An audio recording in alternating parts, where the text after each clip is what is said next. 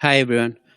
Usually I prefer that my talk be on the first day because then I can just be done with it. But this time I'm glad that it's on the second day because a lot of talk that from yesterday, the panel discussions, they really set up the things that I plan to talk about, and I can spend less time explaining all the things because we discussed a lot of it yesterday. Hi everyone, my name is Chitish Khanal. I am a PhD student at the University of North Carolina at Chapel Hill.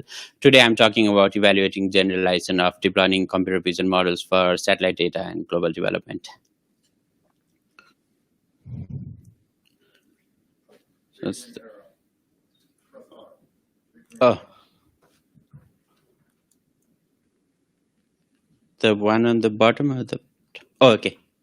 Ah, uh, so yeah, deep learning has made a lot of advances possible, but one of the things that confuse them is data that's different from training data, and you can see an example of a computer vision model getting confused. Okay, thank you. Uh, So yeah, there's this issue, and then with satellite data and global development, there are a lot of issues like that. Let's take two different villages in rural Nepal, for example. If you wanted to count the number of buildings in the villages from satellite images, let's just take the example of Kagmani village in the Himalayan region of Nepal.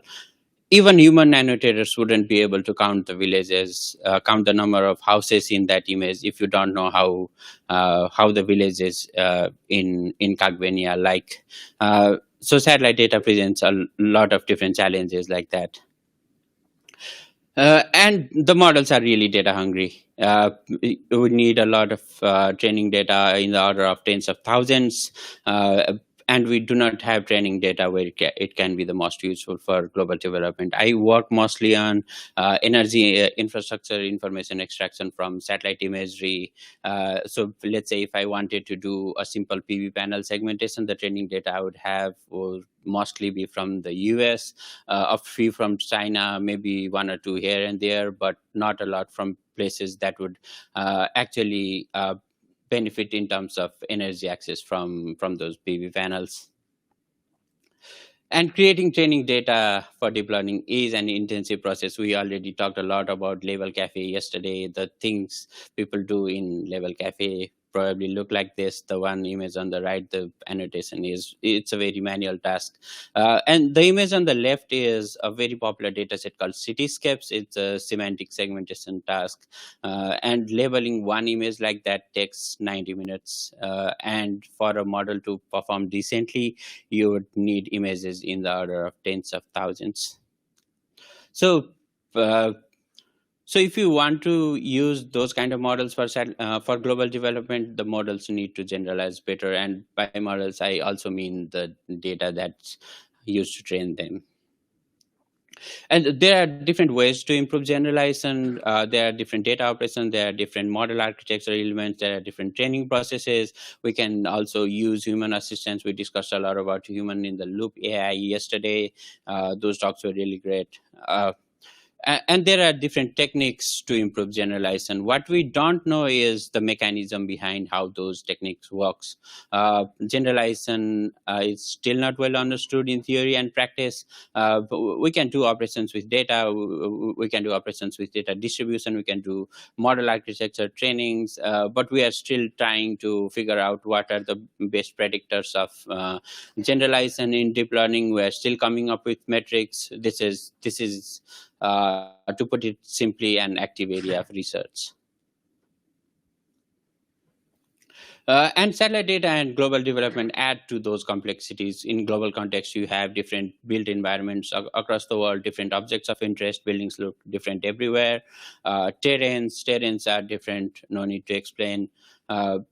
And then satellite data also has these different types of resolutions and parameters. Satellite data has spectral, spatial, temporal, radiometric, geometric, all these resolutions. And all of these together make generalizing and evaluating generalization a really complex problem. So how do you evaluate generalization of those deep learning models?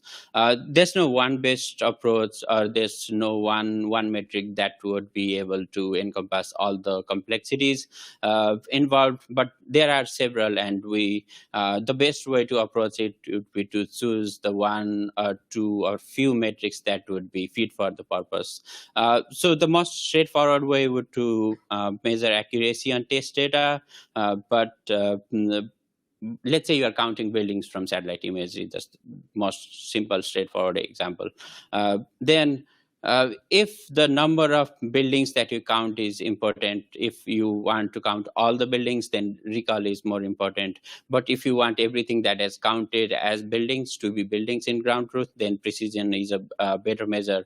And sometimes you cannot uh, afford the machine learning model to miss edge cases, and in those cases you need to use different measures like worst case accuracy or standard deviation of accuracy. So what I mean to say that it's complicated, it's not well understood, but the urgency is real, like we discussed yesterday. I think Ian said that the urgency is real, and and it's really real, so we cannot let us stop it.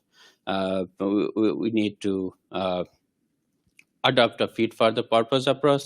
And from my limited experience, I've realized that there's another kind of approach that we need to take in order to apply deep learning models for global development. A lot of work in generalization happens at computer science departments in academia and big tech companies, and a lot of global development applications are like you have a technology, you have a problem, and you use that technique to solve that problem.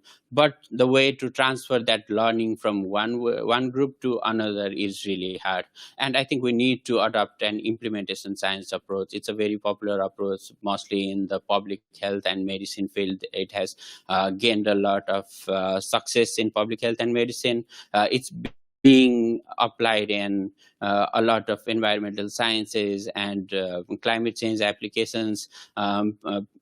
I realized that there's a need for implementation science research and implementation science approach to global development as well. And with implementation science, we can ask questions like, what are the effectiveness of various data augmentation techniques? Or if we have a model trained in 5-meter resolution images, can we use the same model for 10-meter resolution images? So uh, yeah, I would just like to conclude by calling for the implementation science approach and collaboration. Thank you.